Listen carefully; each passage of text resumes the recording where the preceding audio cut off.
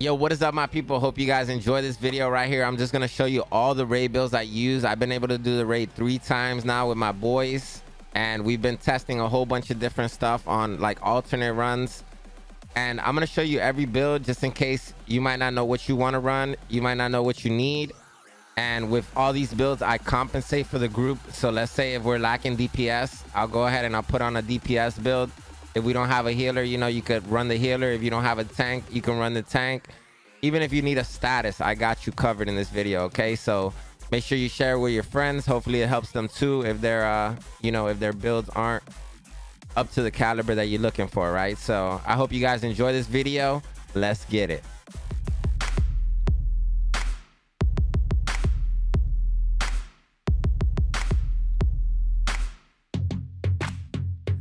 All right, family, let's start with my favorite build. All right, so my favorite build right now for the raid is this hazard build. All right, so the reason I like this hazard build is because I get 100% hazard protection, and what that includes is a bunch of different status effects. So 100% bleed resistance, 100% blind, 100% burn, 100% confuse, disrupt, ensnare, poison, and shock. All right, all of these I completely am immune to, and it's just a phenomenal build, man. So I use this on the second encounter in the pit. You do take damage over time though, because it's just the like effect of the area you're in. And then I also use this on the third boss, controlling the tower. Okay, if you don't know how to do the third boss yet, check out my last video. I dropped a guide for you guys yesterday. After this video, I'm gonna work on a guide for the final boss, and then tomorrow I think I'm gonna double back to the second boss for you guys. I just want to make it like as 100% clear as I can, and I hope you guys are enjoying these videos, right? So right here, the trick is to roll hazard on every piece of gear, and you need to obtain this. You could put it however you want, but you need to have 3 511, 2 Seska, 1 y'all, okay?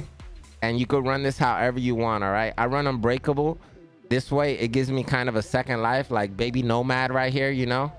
And then I also use adrenaline rush to keep me up and give me stacks, bonus stacks. And you know, I'm still able to do pretty good damage, especially since I run the sweet dreams. I kill any purple or red enemy I see every 15 seconds. Okay, and I'm running right here this beautiful 1886 rifle, but you can run whatever you want.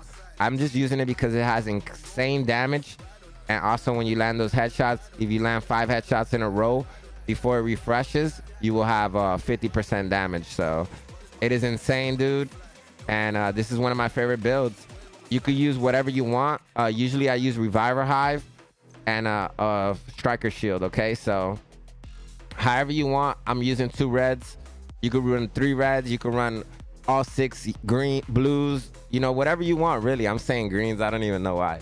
But right here, I always save my loadout usually with skills that are not Hive, man. Since it's been kind of buggy lately, or I don't know, they implemented a change, and now like every time we change our loadouts, our skills kind of get stuck. So I don't use the Revive Hive because it takes too long. You got to charge like 4 times, and it's just phenomenal. It's just insane, you know.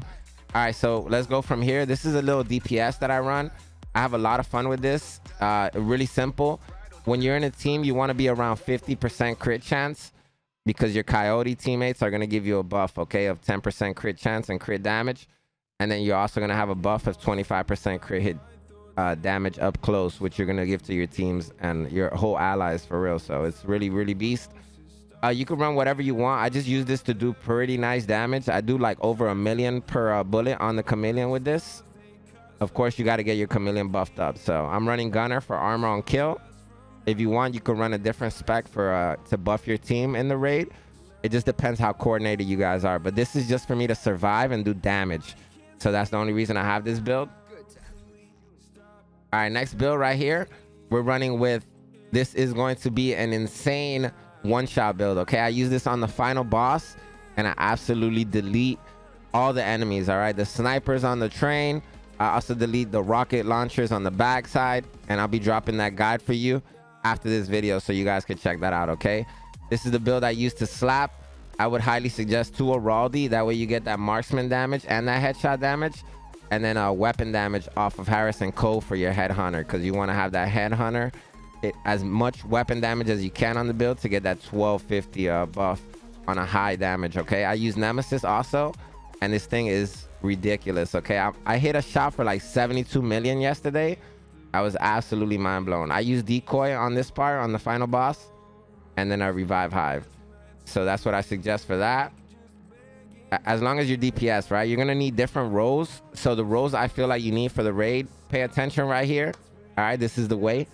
You need to have at least one healer, in my opinion, for all 8 players. You know, you want to have one tank at least, and that tank should have Vanguard or Tardigrade, depending on your team's liking. I usually roll with Tardigrade, and then anybody can randomly run Vanguard. You know, you'll get more benefit over a high armor player running Vanguard. So, you know, but I highly suggest having Vanguard and Tardigrade in the mix. And then status too. Status is insane, especially the riot foam in this raid is phenomenal. So make sure you have a status player if you can, and then everybody else should just be DPS. Like, no lie, like you need to do damage, you need to kill ads, you need to run mechanics, and you can't do that if you don't have the damage. Okay, so right here we are running with this is a status build. I made this video a few weeks ago, I believe. I suggest Airburst Seeker and Riot Foam Launcher for this raid. Okay, and whenever you kill one with the Airburst Seeker, you're just gonna keep the status rolling. Okay, roll whatever you want.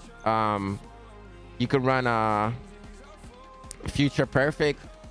You could run any weapon you enjoy, man. Perfectly in sync, whatever makes sense to you. Mechanical Animal, you know, whatever you want to enjoy and play with, your play style, that's you. Okay, this is gonna be a high-end status. I think this is one of the best high-end statuses in the game, in my opinion.